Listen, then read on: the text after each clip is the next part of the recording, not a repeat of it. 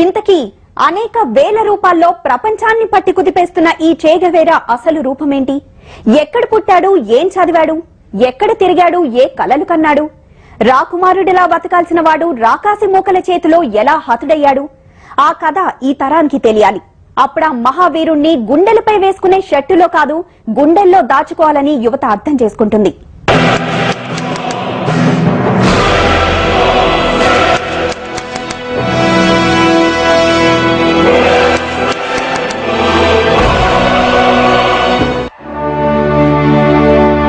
ముందు కాలంలో భూగోళమంతా తన బొమ్మలతో నింపేసే ఒక శిశువు జన్మించాడు.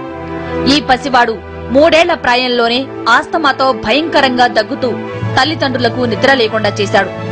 ఈ రోగగ్రస్త శిశువే భవిష్యత్తులో నియంతలకు నిద్ర లేకుండా చేస్తాడని వారికి తెలియదు. ఆ పిల్ల పిడుగు ఆరోగ్యం కోసమే మిడిల్ క్లాస్ పేరెంట్స్ వాతావరణం అనువుగా ఉండే ప్రదేశాలకు మకాం మారుస్తూ వచ్చారు. విప్లవానికి అనువైన దేశాల్లో రానున్న కాలమంతా తన మకాం మార్చుకుంటూ సంచరించనున్న వీరుడు అతడేనని ఆ పేద తల్లిదండ్రులకు తెలియదు. అతడే మన ఎర్నెస్టో చే గెవేరా. ఆసక్తి సాహిత్యం మీద, తత్వశాస్త్రం పైన. కాని ఇంజనీరింగ్ లో చదువు ప్రారంభమైంది. అంతలో చదువుకు స్వస్తి. మళ్లీ చదువు మీద దృష్టి. ఈసారి వైద్య విద్యార్థిగా అవతారం. చదువు మధ్యలోనే లాటిన్ అమెరికా చుట్టి రావాలన్న కోరిక రగిలింది. అంతకుముందు ఒంటరిగా అర్జెంటీనాలో 2800 మైళ్లు ప్రయాణం చేసిన అనుభవం ఉంది. ఈసారి మిత్రుడు ఆల్బెర్టో గ్రనాడోతో కలిసి ఒక పాత మోటార్ సైకిల్ మీద చిలీ మీదుగా లాటిన్ అమెరికా మొత్తం చుట్టి రావాలని గెవేరా కదిలాడు. పేగులు చుట్టేస్తున్న ఆస్తమా వ్యాధిని లెక్క చేయలేదు. పేదరికం జీవితాలను మెలిపెడుతుంటే అల్లాడిపోతున్న కోట్లాది అభాగ్యుల బతుకు బాధా చిత్రాన్ని చే కళ్లారా చూశాడు ఈ ట్రిప్ లో. లాటిన్ అమెరికా బానిస బతుకుల ఆకాశంలో కొత్త సూర్యోదయాలను ఆవిష్కరించడానికి చే కంకణం కట్టుకున్నాడు. ఆ దిశగా స్టడీ మొదలైంది. అయితే రెగ్యులర్ స్టడీని నెగ్లెక్ట్ చేయలేదు. డాక్టర్ పట్టా కూడా చేతికందింది. కొడుకు ఇక చేతికి అందొస్తాడని తల్లిదండ్రులు కోటి ఆశలతో ఎదురు చూస్తున్నారు. అంతలోనే బాంబు పేల్చాడు. దోపిడీ శక్తుల్ని అంతమొందించి సమసమాజాన్ని స్థాపించడం ఒక్కటే మార్గమని చే భావించాడు. అప్పటికే తాను చూసిన లాటిన్ అమెరికా వాసుల దుర్భర జీవితాలను మార్చడానికి ఇప్పుడు అసలు ప్రయాణం కట్టాడు. తన విప్లవ ప్రస్థానానికి తొలి మజిలీగా బొలీవియాను ఎంచుకున్నాడు. కానీ విప్లవానికి తగిన వాతావరణం ఉన్న నాయకత్వ లోపాల వల్ల అక్కడి నుండి గ్వాటిమాలాకు వెళ్లాల్సి వచ్చింది.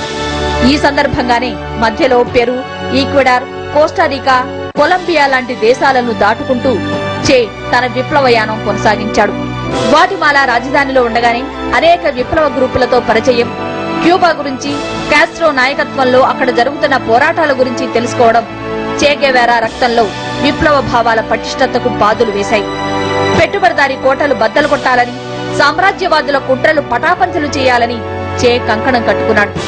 అంతే, అక్కడి నుండి మెక్సికోలో కాస్ట్రో సోదరులతో కలిసి క్యూబా రణతంత్రాన్ని రచించడం వేగంగా సాగిపోయిన పరిణామాలు. ఈ మధ్యలోనే హిల్డా అనే విప్లవకారిణితో ప్రేమ, పెళ్లి వ్యవహారం కూడా సాగింది. కూతుర్ని హిల్డాను వదిలి మెక్సికో నుంచి కాస్ట్రోతో కలిసి కేవలం 80 మంది దళంతో గ్రాన్మా అనే ఓడలో క్యూబా నియంత బటిస్టాపై పోరాటానికి బయలుదేరాడు చే. వెళ్లే ముందు 7 నెలల కూతురు హిల్డితాకు తనకిష్టమైన కవితలన్నీ వినిపించాడు. ఆస్మా పేషెంట్వి కదా, జాగ్రత్త, ఇన్హేలర్ ఎక్కడా పారేసుకోవద్దని సహచరి హిల్డా హెచ్చరించింది. కాని చే ఆ ఇన్హేలర్ ఇంటి దగ్గరే మర్చిపోయి వెళ్లిపోయాడు. ఇక తర్వాత అంతా యుద్ధమే.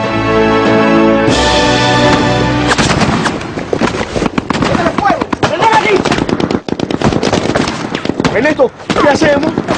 Tomar con él. ¡Vamos!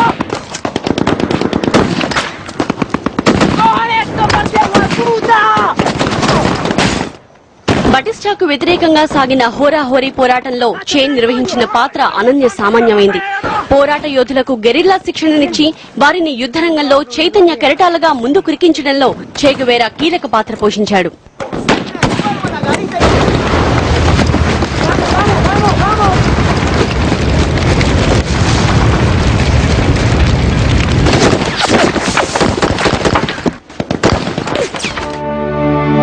తన ఆరోగ్యాన్ని పణంగా పెట్టాడు. క్యూబాలో విప్లవం విజయవంతమైంది. అక్కడ పరిశ్రమల మంత్రిత్వ శాఖకు అధిపతిగా పనిచేశారు. కానీ క్యూబా పునర్నిర్మాణంలో చే పాత్ర మరువలేనిది. అందుకే క్యూబన్లు కాస్ట్రోను అభిమానించినట్టే చేను కూడా అమితంగా ప్రేమించారు. అతని నిరాడంబరత, ధైర్య సాహసాలు, పోరాట పటిమ, ప్రజల్ని ప్రేమించే గుణం చేను క్యూబా దేశస్థులకే కాదు, లాటిన్ అమెరికా మొత్తానికి ఒక రివల్యూషనరీ ఐకాన్ గా మలిచాయి. క్యూబా పునర్నిర్మాణ కాలంలో చే ఐక్యరాజ్య సమితిలో చేసిన ఉపన్యాసాలు, వివిధ దేశాల్లో పర్యటించి సాగించిన పరిశోధనలు, సామ్రాజ్యవాదంపై చే నెరిపిన అజేయ పోరాటం అతన్ని ప్రపంచ వీరుడిగా నిలబెట్టాయి. క్యూబా విప్లవానంతరం చేలో లాటిన్ అమెరికా మొత్తాన్ని విముక్తి చేయాలన్న కాంక్ష రగిలింది. ఎక్కడ తన తొలి విప్లవ ప్రస్థానాన్ని ప్రారంభించాడో ఆ బొలీవియాకే పయనమయ్యాడు. అక్కడి అమెరికా తొత్తు ప్రభుత్వానికి వ్యతిరేకంగా దండు కట్టాడు. ఆరోగ్యం విషమించిన, విప్లవ పరిస్థితులు అనుకూలంగా లేకపోయినా మడమ తిప్పలేదు.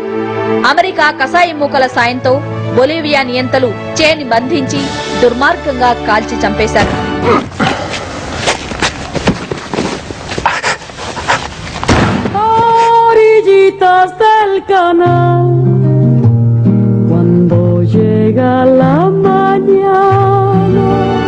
అతని సాహసం, విప్లవకాంక్ష, మరో ప్రపంచ నిర్మాణం కోసం అగ్ని స్వప్నమే దహించుకుపోయిన అసమాన ధీరత్వం చేని విప్లవానికి నిత్య నూతన ప్రతీకగా మార్చేశాయి. అందుకే తెలుసో తెలియకో ఇప్పుడు ప్రపంచమంతా చేని మరో రూపంలో తలుచుకుంటోంది.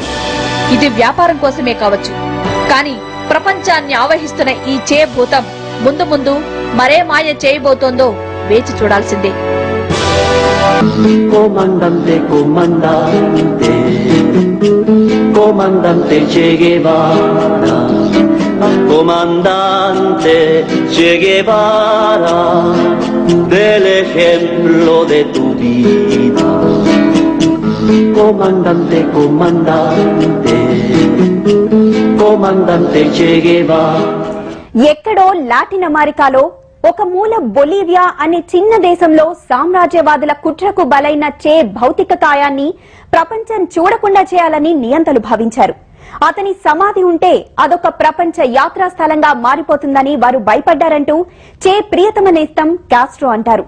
కానీ అతని సమాధి లేకపోయినా ప్రపంచ నలుమూలలా చే రూపం వ్యాపిస్తుందని కాస్ట్రో చెప్పిన మాటలు ఇప్పుడు నిజమవుతున్నాయి.